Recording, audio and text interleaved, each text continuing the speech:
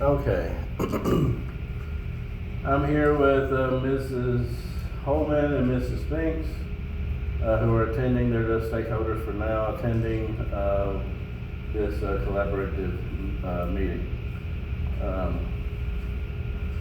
The purpose of the meeting is to collaborate on strategies to support a nonverbal student, named Jack, who struggles with crowds and loud noises. This is an informal meeting aimed at finding practical solutions. The student, he's nonverbal, meaning, and y'all know what that means. It means that he has poor language skills. He doesn't talk. He tries to communicate basically with his body because he doesn't have an AAC device. And that's one of the things we're going to cover here in a little bit. They have a strong aversion to loud noises, which I've seen him several times whenever we get in certain areas to where he'll hold his ears or, just try to let down like something's coming at him. Which it impacts his ability to engage in some classroom activities and social things. Current challenges include his difficulty participating in group work because he doesn't like being around people because he can kind of loud sometimes. But I have watched him sometimes I'm the general education teacher, by the way. He will be in there with some kids, and once we finish for the day and we are trying to get extra work done, sometimes I let him shoot a little basketball. I have a little basketball. And he gets excited about that. He loves to play basketball. So he'll go in there, he'll try to play basketball, but then he gets discouraged and he goes back over to the side. So he tries to work with groups, but it's hard for him sometimes. And he has distress during assemblies or lunch periods, and he has limited enjoyment of the special day activities. When we had the singer the other day, when she was singing and stuff, the entire time he was in there, just too loud for her. It seemed like he wanted to leave. I don't know if he had that option if he could leave or not, but I believe he needed to have that. But academic needs, alternative communication strategy. I believe Jack would progress better if he had augmented and alternative communication devices. I don't know if the school would provide something like that. One of those little things where you press it says okay or something that talks to you. But I think he needs that. It would help him communicate. Or if he could learn some sign language, he doesn't have to learn everything. Just some things other than yes or no, because he can do yes or no with his head. Can you talk? He cannot talk. He's not verbal. But he can do yes or no with his head. But as far as sign language, I've never had him try to do anything with his hands toward it. It's always that or that, whatever we're trying to communicate. His behavior, he needs to have a structured and predictable environment, which he does here, especially in these classes. I looked, he's not taking any of those, he's not in one of y'all's classes this year. But as far as general education, with the teachers I talk to, it's pretty structured right now. Right. It's the going back and forth between classes that's kind of a problem. I believe he needs access to a quiet place when it becomes overwhelming. Either in each classroom or a place he can go to where he knows that maybe the nurses are, to where he knows what he's saying. His social emotional needs, opportunities for meaningful social interaction in a comforting setting. Be with some of those friends, maybe, be able to play basketball by himself if he needs to. But some people, because I've never noticed him really being around someone in a setting. Right. And, of course you can't call him, but just interacting with people, he vibes up all around himself. But the modifications, I know several modifications have already been performed for Jack and others within the general education classroom. Do you think we would be able to get Jack one of those AAC devices to have him communicate during class, or would teach him some sign language other than yes or no be more appropriate?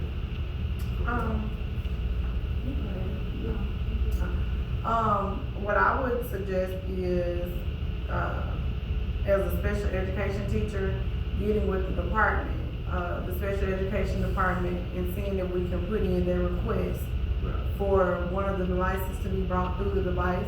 I know as a teacher, we couldn't do it because that would exceed our budget. But because it's a need for a student who is nonverbal, I think that it would be worth us looking into doing that. But until then, I would suggest like doing the visual, doing some sign language where you can do like for, that means maybe, or you know, something like that. Or having a visual, visual pictures. So they can actually, he can point to whatever it is that you may be referring to. Okay. So just give visual support.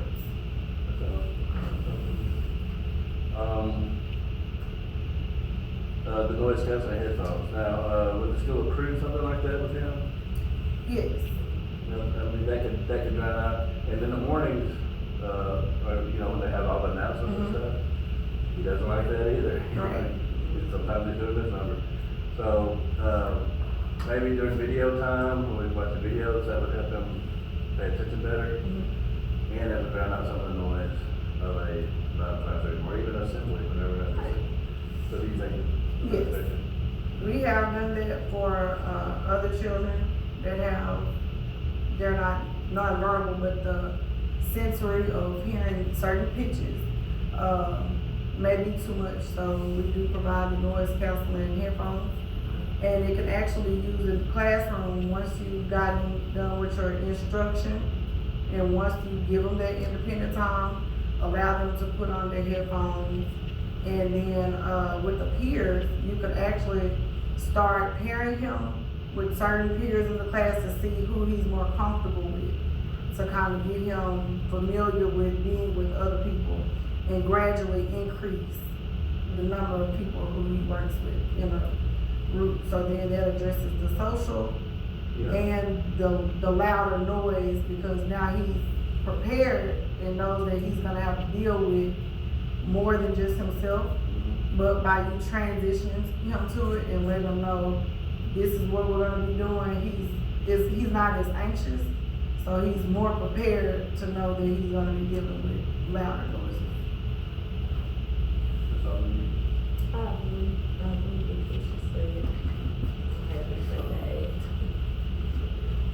Hold on one second. Someone at the door. Someone is at the door. I think it is. This happens in meetings. Yes. We're in a meeting. Get out here. Get out here. Where do I put this? Just, come back to the door. We had someone come at the door. That's okay. Physical needs. The quiet space. No, we don't talk about that's on it. Sorry, I'm at the wrong spot.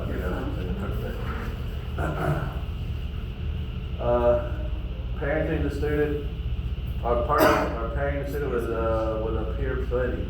Like I said before, I may see Jack by himself. He's never done anything other than, you know, shoot the basketball or try to, but then he didn't stay there very long.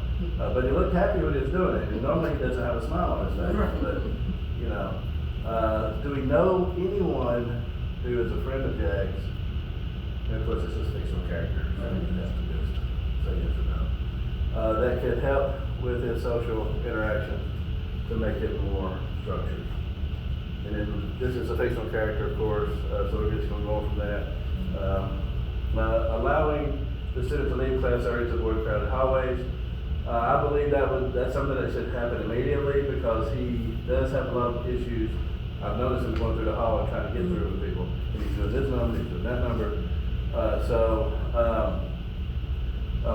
Can he leave the classroom like a minute early to be able to get to the room door and wait for the class to open up so he can go in there? Do you think that would be a problem? I don't think so. But maybe we can find somebody who can take him and be with him, because. I've never noticed him to Rome, but that doesn't say he won't. Right, yeah, but in case, you know, you come into a crowd, he's standing there at the door and he's there. Oh, yeah. The teacher didn't come out here or something, there's been somebody there. Okay.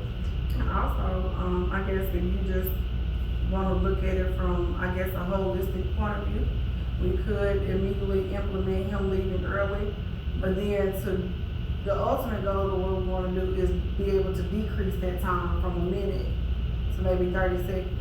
And like role play, him going out or going out with him and let him know this is what's gonna happen when we transition.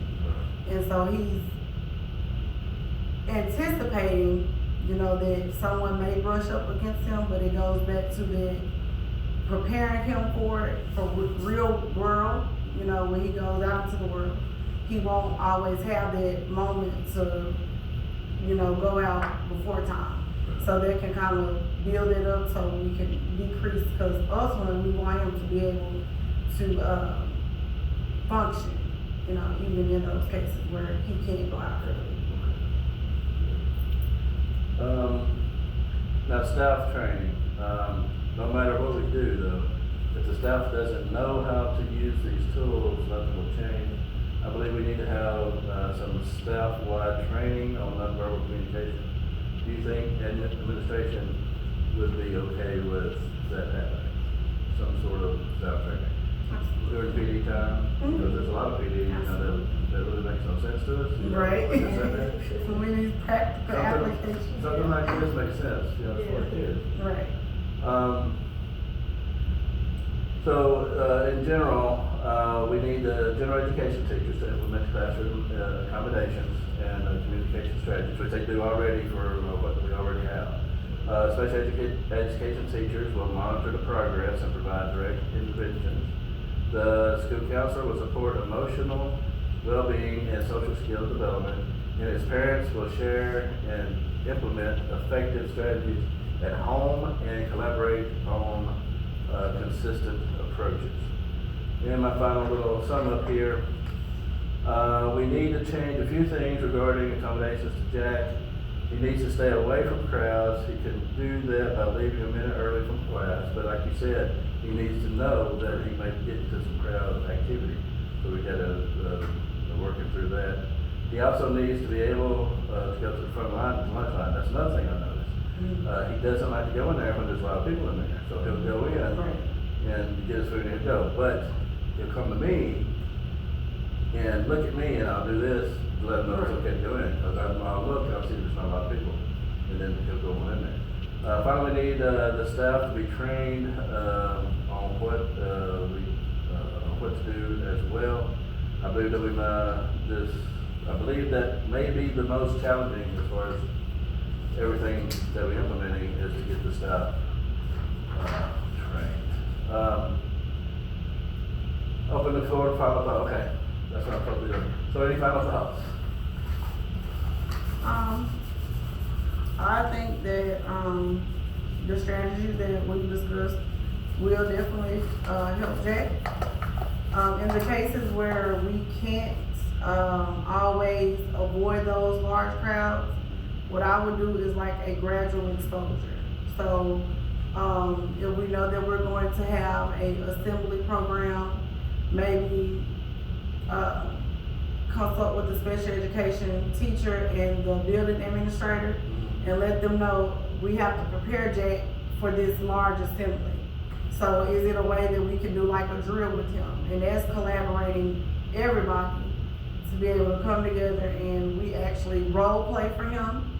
So now he expects, okay, when I'm going in this situation, he may still have on his noise canceling when you're going in there, but he's aware that when I go in, it's gonna be a large crowd, it's going to be loud, but these are my resources, and he can resort back to using, you know, what he knows, and this, you know, you just let him know ahead of time.